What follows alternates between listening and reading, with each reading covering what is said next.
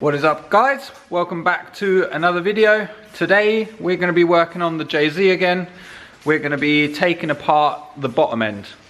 So I'm going to show you step by step what you have to do, and I'm also going to show you the difference between the GE and the GTE rods. There's a big difference. If you are liking the JZ content, make sure you do a little subscribe and like this video. So let's get disassembling the engine. The first thing I'm going to do, I'm going to take this little timing gear off. I need to take this bolt off again because I just put it on to turn it around.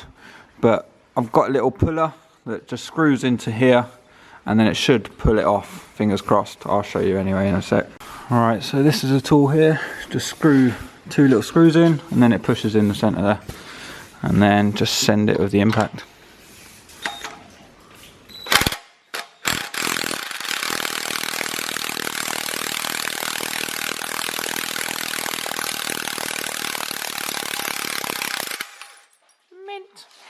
Right, so the next step is we've got to take this bad boy off and all the tray and everything that's inside, and then we've just got to take all of the sump bolts off, take the sump off, and then you can get the oil pump off, and then we can go from there.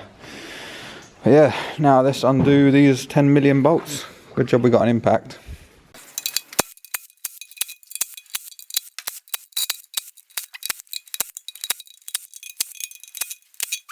Now with the lower oil pan, you've got to now gently just pry it off, find somewhere to pry it off, and then just slowly lift it up. It's a bit of a pain to pry off, but we got there. Jeez.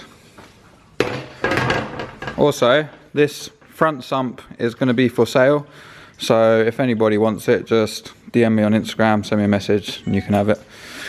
Well, not have it, you can buy it. Yeah, because we need a rear sump to be able to fit it in the E36. Yes. Yeah, now we've got to take this little baffle plate off and the pickup tube out. Then we can start stripping the pistons out. Well, I have to do oil pump first, but yeah. Looking pretty sexy. Pretty stinky, to be fair. But yeah, just taking all the bolts out now and then got to pry it off. Let's do this. There we go, mate. All off. Looking beautiful. It's a bit of a mission getting it off. Had to sort of smack it a few times, but yeah. Now I'm going to take the pistons out and then I'll show you the difference between these and the GTE ones.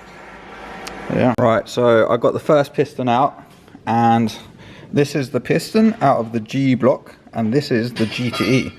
So as you can see, there is quite a considerable difference. This one's almost double the width, and also thickness wise, that one's really skinny, this one's really fat. I mean, you can't tell that well on camera, but if you've respective, my finger's as fat as this rod and my finger goes in this rod.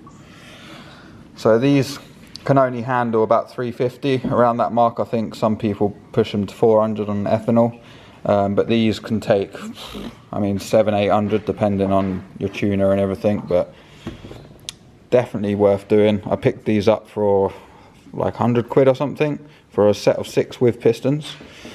Some people use the GE pistons on the GTE rods. I'm personally going to use the GTE rods and pistons just to lower the compression a little bit more. Just, it's a bit more reliable that way.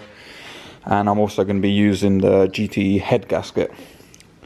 I mean, the only difference is you'll have to run a bit higher boost, so there might be, the turbo might be a little bit laggier with the lower compression, but you've got less chance of detonation. And I want this build to be a reliable build, not crazy performance.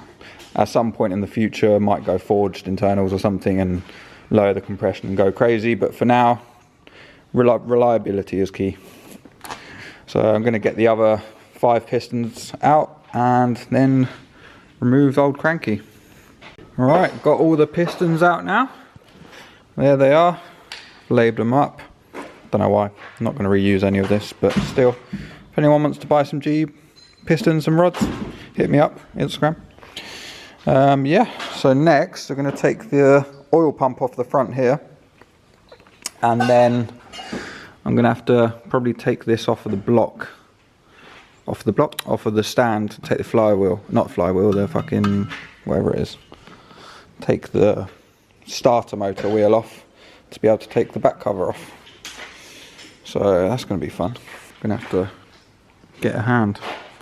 Ross is fitting the drive shaft on the missile. Let's take the oil pump off. I think it's, all you do is literally just take all these bolts off and then just pry it off, because this is stuck on with RTV. Yeah, let's do it. There you go, oil pump is off. Pretty easy. Gave it a few taps at the top here and then it came straight off. I'm not going to be using this. I'm going to be upgrading to the GTE one, as it flows more oil than the GE ones. But yeah, now I'm going to have to take it out of the stand to get the crank out. Feeling strong, Blake. Right, so I managed to get the starter motor plate off without taking it out of the stand, which is pretty good. Now you need to take the rear main seal cap, or whatever you want to call it, cover, whatever, and there's just these 10mm bolts. Take that off, pry it off a little bit, and then basically just undo the main caps, and then you can take the crank out, hopefully. And then I'll paint the block. Thick. Alright, got the little cover off. That was pretty easy. Literally there's a little port here where you can pry it, so came straight off. Now I've just got to undo these and then the crank should come out. Alright, got all the caps off. They are all labelled, so you can't really mix them up, but it's obviously best to keep in order just in case. Yeah, now just got to lift this up and that's it.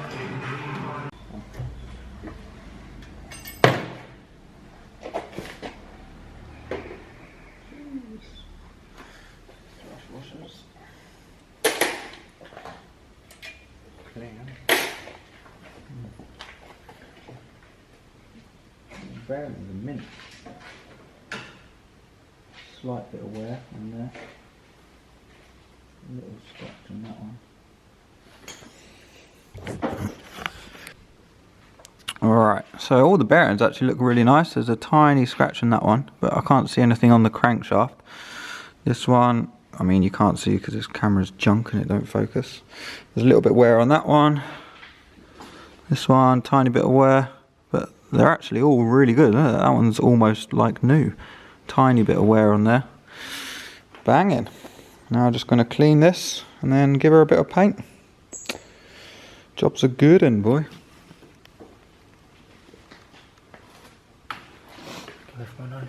Alright, so that is it for the teardown of the bottom end. I've covered this in diff oil just so that it doesn't rust. But yeah, now, well, I need to wait on piston rings and then I can reassemble the bottom end. Yeah, it wasn't too difficult. Everything went pretty smoothly. Can't wait to get this thing running. Right, so that is going to be the end of today's video. We're doing good progress on the engine. Still quite a bit to go, but we're getting there. It's quite fun. Just waiting on piston rings now. It should be here tomorrow probably. And yeah, and then I'm going to start putting the head back together. I need to hone the block and sand it down a bit, paint it, all of that. Plenty more videos to come on it, that's for sure. But yeah, make sure you like, comment and subscribe, and I'll see you in the next one. Goodbye.